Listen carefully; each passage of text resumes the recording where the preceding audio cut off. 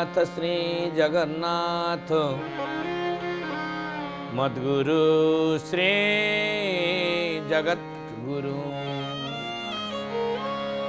मदात्मा सर्वभूतात्मा तस्मै श्री गुरवे नमः। सुन सुन सुन सुन देई मन कार्तिक कथा। सुन सुन सुन सुन देई मन कार्तिक कथा। सुन सुन देई मन कार्तिक कथा। सुन सुन देई मन कार्तिक कथा। कार्तिक व्रत शुणिले कार्तिक व्रत शुणिले पाइबु चेता। सुन सुन सुन सुन सुन सुन देई मन कार्तिक कथा। सुन सुन देई मन कार्तिक कथा। सकाळु सकाळु धन स्नान सारी। सकाळु सकाळु धन स्नान सारी। शुणुथा कार्तिक व्रत कान कुडेरी। शुणुथा कार्तिक व्रत कान कुडेरी। रुचिले न रुचु पछे रुचिले न रुचु पछे खातु पिता। सुन सुन सुन सुन देई मन कार्तिक कथा। सुन सुन सुन सुन देई मन कार्तिक कथा। सुन सुन देई मन कार्तिक कथा। सुन सुन देई मन कार्तिक कथा। अनन्य चिंताते माम जे जनाः पर्युपासते तेषां नित्याभियुक्तानां योगक्षेमं व्याहाम्यहम्। अनन्य भाव जे मोर चिंतन करे तार नित्य आवश्यक जिनिस गुड़ी को मु जोगे दी थाए। देवगुरु बृहस्पति जेतेबेले जानिले जे जो द्रोणाचल पर्वतरु जो द्रोणाचल पर्वतर थिबा औषधि मान को संग्रह करी से देवता मान को आरोग्य करथुले से द्रोणाचल पर्वत को जलंधर उपाड़ी नहीं समुद्र बक्षे लुचई रखिची। बृहस्पति चिंतार पड़ी गले कहले आउ देवता मान को बंचेवा पाई मो पाखे कोनसी उपाय नहीं। गिरी न देखी बृहस्पति विस्मय मने विचार। कार्तिक व्रतर महिमा के कही पारे गुण सीमा। देवंक नाही आउ गति जहा जिला सुरपति। कार्तिक व्रत कथा एही सुन सुजने मन दे। नाना औषध करी जेते अमर पीयूष सहिते।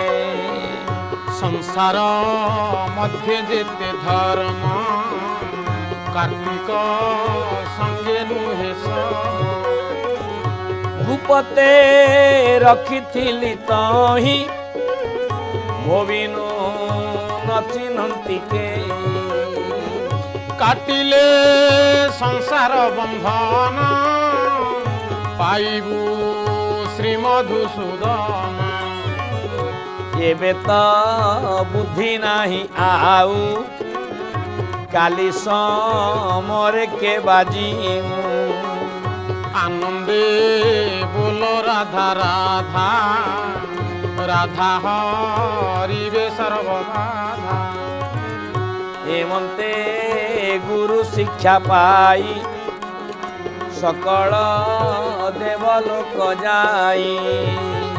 आनंदे बोल कृष्ण कृष्ण कृष्ण हरिवे सर्वभूत।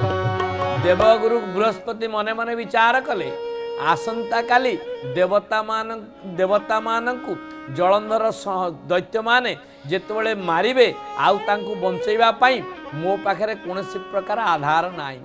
तेणु देवता मानकु परामर्श देले आउ तुम मानकु बंचैबार अवस्था रे मु नाही।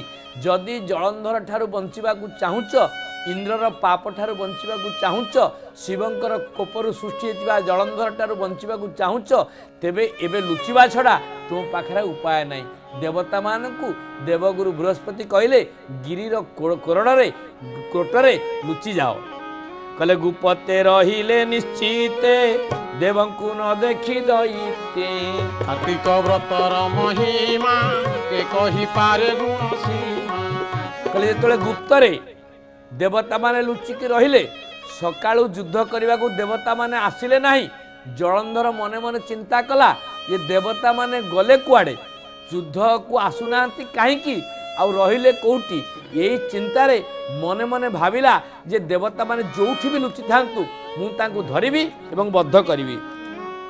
कहले देह जे लुचि थाई व्याधि आत्मा को शत्रु बणे साधि। कार्तिक व्रतर महिमा के कही पारे गुण सीमा। बैरी सेही परकारे पड़ाई थाई जे बेडरे। कार्तिक व्रत कथा एही सुण सुजने मन दे। गुपते थाई दिना केते पुणी साधई बुद्धिमते।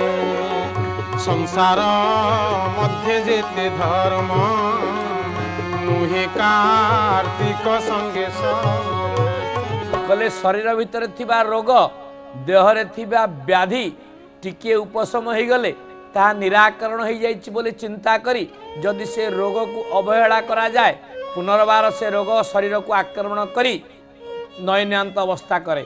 ठीक सेमिति शत्रु जदि पराजय लाभ करे शत्रु जदि डरिकी चली जाए आमे शत्रु पलायन करिछि भयरे बोली भावी जदि शत्रु प्रति आखि बुझी देवा जेतेबेले से पुनर्बार शक्ति प्राप्ति हेबो पुनर्बार बलशाली हेबो पुनर्बार आक्रमण करिवो।